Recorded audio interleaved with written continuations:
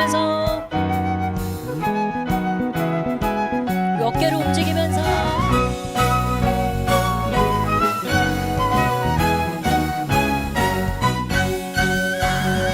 우리들은 여호와를 인하여 즐거워하며 나의 구원 하나님을 인하여 기뻐하리.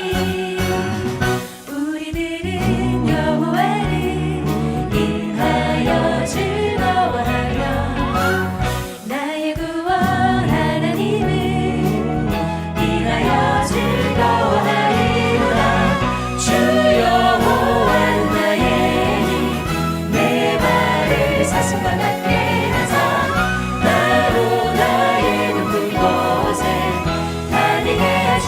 주 여호와는 나의 힘, 주 여호와는 나의 힘, 내 발을 사슴과 같게 하사 나로 나의 높은 곳에 다니게 하시. 목소리 높여서 주 여호와는 주 여호와는 나의 힘, 내 발을 사슴과 같게 하사 나로 나의 높은 곳에 다니게 하시. 주 여호와는 나의 힘, 주 여호와는 나의 힘, 내 발을 사슴과 같게 하사 나로 나의 높은 곳에 다니게 하시리. 다니게 하시리. 다니게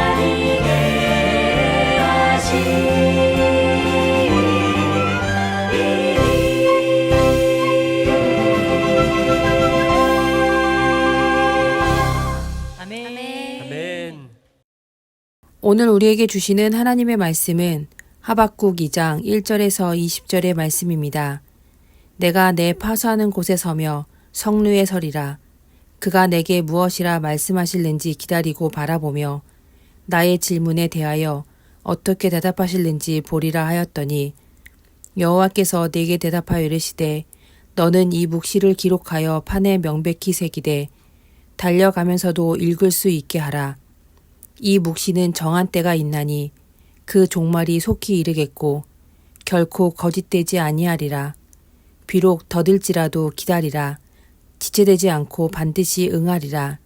보라, 그의 마음은 교만하며 그 속에서 정직하지 못하나 의인은 그의 믿음으로 말미암아 살리라. 그는 술을 즐기며 거짓되고 교만하여 가만히 있지 아니하고 스올처럼 자기의 욕심을 넓히며 또 그는 사망 같아서 족한 줄을 모르고 자기에게로 여러 나라를 모으며 여러 백성을 모으나니 그 무리가 다 속담으로 그를 평론하며 조롱하는 시로 그를 풍자하지 않겠느냐. 곧 이르기를 화 있을진저 자기 소유 아닌 것을 모으는 자여 언제까지 이르겠느냐.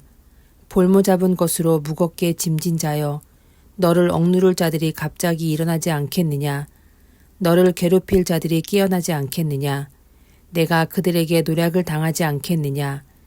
내가 여러 나라를 노략하였으므로 그 모든 민족의 남은 자가 너를 노략하리니 이는 내가 사람의 피를 흘렸음이요 또 땅과 성읍과 그 안의 모든 주민에게 강포를 행하였음이니라. 재앙을 피하기 위하여 높은 데에 깃들이려 하며 자기 집을 위하여 부당한 이익을 취하는 자에게 화 있을진저 내가 많은 민족을 멸한 것이 내 집에 욕을 부르며 내 영혼에게 죄를 범하게 하는 것이 되었도다. 담에서 돌이 부르짖고 집에서 들보가 응답하리라. 피로 성읍을 건설하며 불의로 성을 건축하는 자에게 화 있을진저 민족들이 불탈 것으로 수고하는 것과 나라들이 헛된 일로 피곤하게 되는 것이 만군의 여호와께로 말미암음이 아니냐. 이는 물이 바다를 덮음같이 여호와의 영광을 인정하는 것이 세상에 가득함이니라. 이웃에게 술을 마시게 하되 자기의 분노를 더하여 그에게 취하게 하고 그 하체를 드러내려 하는 자에게 화 있을진저 내게 영광이 아니요 수치가 가득한즉 너도 마시고 너의 할례 받지 아니한 것을 드러내라. 여호와의 오른손에 잔이 내게로 돌아올 것이라. 더러운 욕이 내 영광을 가리리라. 이는 내가 레바논에 강포를 행한 것과 짐승을 죽인 것, 곧 사람의 피를 흘리며 땅과 성읍과 그 안의 모든 주민에게 강포를 행한 것이 내게로 돌아오리라. 새긴 우상은 그 새겨 만든 자에게 무엇이 유익하겠느냐? 부어 만든 우상은 거짓 스승이라. 만든 자가 이 말하지 못하는 우상을 의지하니 무엇이 유익하겠느냐? 나무에게 깨라 하며 말하지 못하는 돌에게 일어나라 하는 자에게 화 있을진저. 그것이 교훈을 베풀겠느냐? 보라, 이는 금과 은으로 입힌 것인즉 그 속에는 생기가 도무지 없느니라. 오직 여호와는 그 성전에 계시니 온 땅은 그 앞에서 잠잠할지니라 하시니라. 아멘. 하박국은 파수꾼처럼 깨어 기도하기로 합니다. 그런데 조금 마음가짐이 삐딱해 보입니다.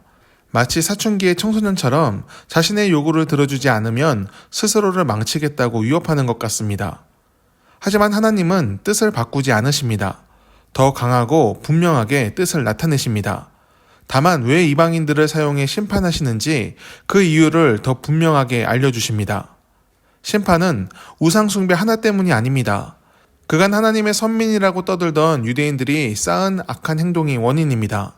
그들은 같은 동족들을 괴롭혔습니다. 약자의 소유를 빼앗고 가족을 빼앗고 땅을 빼앗았습니다. 스스로의 부유함을 자랑하면서도 만족을 모르고 더 큰 부를 추구하는 탐욕으로 악행을 기쁨으로 여겼습니다. 또 이웃의 수치를 자신의 기쁨으로 삼으며 고통받는 자의 눈물을 외면했습니다. 하나님께서는 악을 행하는 자를 심판하십니다. 그 악이 드러나게 하셔서 그가 다른 일을 수치스럽게 한 만큼 그도 수치를 당하게 하십니다. 남유다를 심판하는 도구로 사용되었던 바벨론도 그 악행을 돌이키지 않으므로 똑같은 수치를 당하며 무너졌습니다. 오늘을 사는 우리들도 이 점을 기억해야 합니다. 악을 선하다 말하며 진실과 정직, 겸손의 선을 추구하지 않는 자는 수치를 얻게 될 것입니다. 예전에도 그랬고 앞으로도 그럴 것입니다. 우리는 항상 깨어서 우리가 선 땅이 어디인지 살펴야 합니다. 그리고 기도함으로 하나님의 뜻을 분별하며 옳은 땅에 설 수 있도록, 하나님 편에 설 수 있도록 노력해야 합니다. 우리도 하박국처럼 구원의 방법에 대한 의문이 생길 수도 있습니다. 항상 신실하게 하나님의 뜻을 위해 기도하는 사람이 되어야 되겠지만 때론 시험에 들거나 혹은 마음이 굳어져서 순종이 아닌 삐딱한 마음으로 하나님께 탄원할지도 모릅니다. 하지만 하나님께서는 하박국에게 하신 것처럼 우리들에게도 은혜를 베푸실 것입니다. 우리의 어리석음과 연약함을 질책하시기보다 자신의 뜻과 비전을 설명해 주실 것입니다. 우리 주님은 그런 분이십니다. 우리는 믿음의 눈과 귀를 열고 하나님의 음성을 들어야 합니다. 주님은 성경을 통해 말씀하시고 선한 사람들의 입술을 통해서도 뜻을 나타내십니다. 그리고 우리와 연결된 모든 것을 통해서도 우리에게 뜻을 전하고 계십니다. 중요한 건 우리가 깨어 분별해야 합니다. 우리의 고집 때문에 분별하지 못하는 일이 없어야 합니다. 또한 거짓 선지자들의 감언과 선동에 속아서도 안 됩니다. 주님은 언제나 선하시고 악이 벌어지는 순간에도 선한 열매를 맺도록 이끄십니다. 하나님의 뜻은 언제나 일관성이 있어서 변하지 않습니다. 우리는 변하지 않는 그 이끄심에 반응하며 오늘의 뜻과 행동을 정해야 합니다. 우리가 주님을 온전히 신뢰하며 따를 때 물이 바다덮음 같은 여호와의 영광을 보게 될 것입니다. 세상의 어떤 것보다 크신 주님을 바라보며 그 뜻을 이루는 도구로 쓰임받기를 축복합니다. 대통령의 탄핵 여부를 놓고 온 나라가 다투고 있습니다.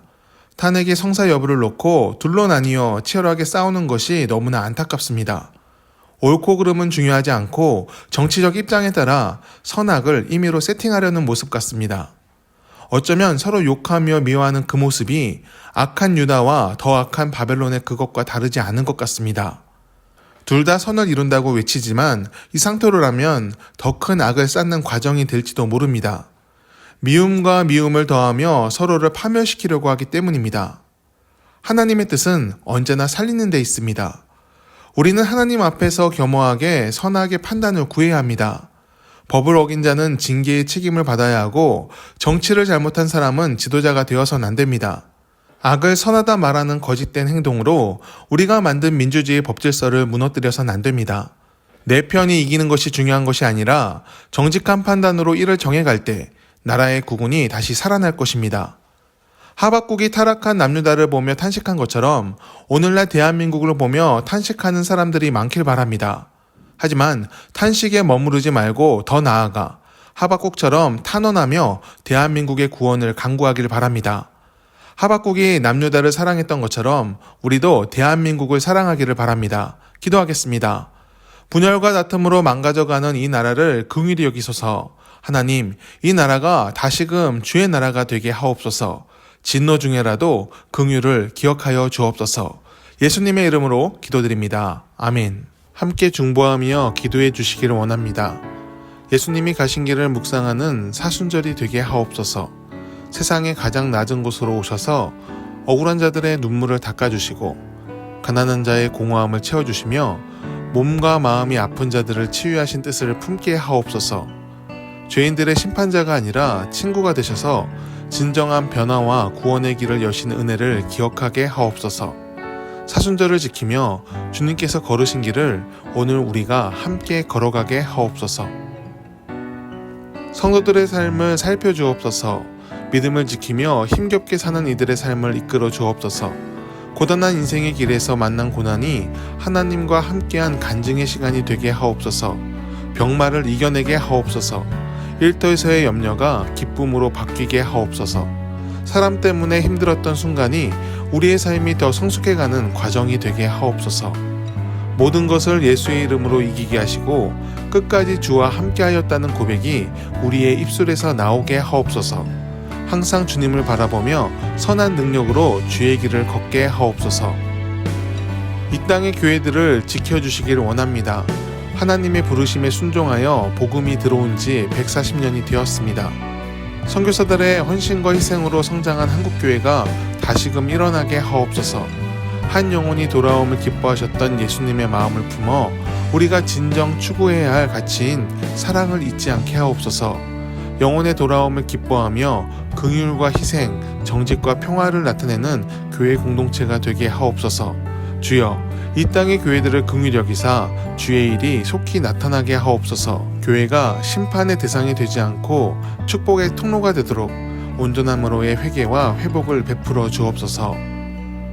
우리 대한민국을 위해 기도합니다.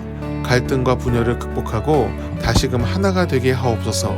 이념을 뛰어넘어 모두가 좋은 이웃이 되게 하셔서 함께 선을 이뤄가게 하옵소서.